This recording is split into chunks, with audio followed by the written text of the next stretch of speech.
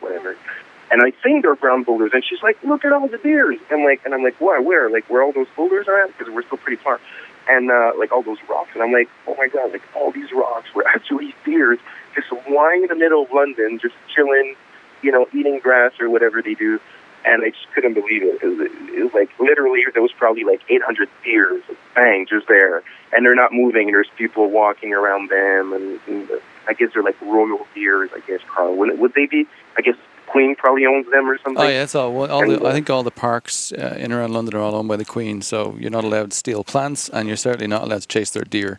They don't like that. You don't want to walk out there with a bow and arrow and. No, they don't like you hunting their deer in London.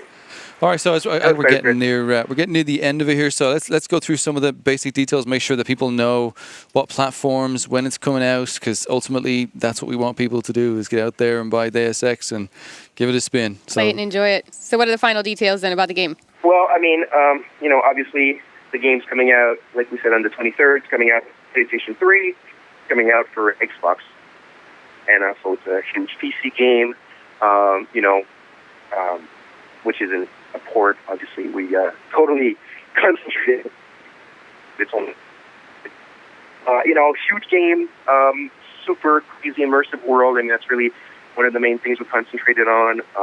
It's just such a kind of a credible world that's just going to suck you in things to do in less than work 40 hours.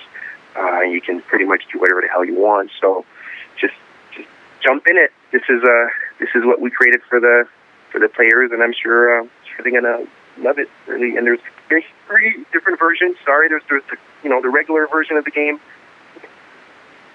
360, PlayStation 3, whatever, and then there's the augmented edition, which comes with art books, DVD, and the soundtrack, if I'm not mistaken. And then in Europe, you can get the collector's edition, which is beautiful, which comes with all the stuff from the augmented edition and the Adam Jensen figurine. That's the one I'm getting. I can't wait to see that, because Play Arts Kai are famous for their articulated models, and I'm so looking forward to it. I've seen a couple of different versions of it as it's gone through the process, and this is definitely one I want to sit in my desk beside me.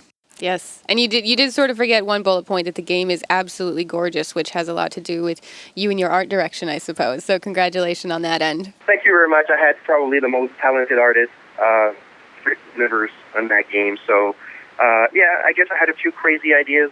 Well, they paid off. So. So thank you. Yeah.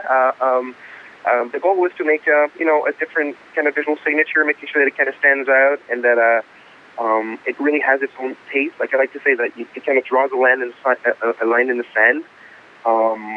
It's a statement. Maybe could maybe be a little harder to digest, maybe because it's just not kind of rehashed or whatever. But I'm quite confident that everybody will like it. Yes. Excellent. I agree. All right. Well, thank you so much for joining us.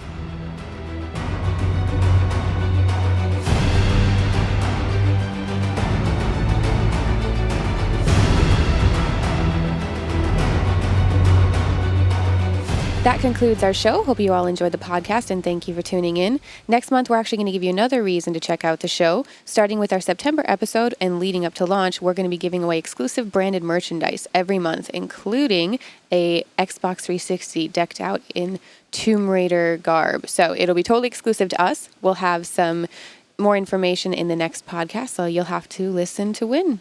Thanks, everyone. Bye-bye.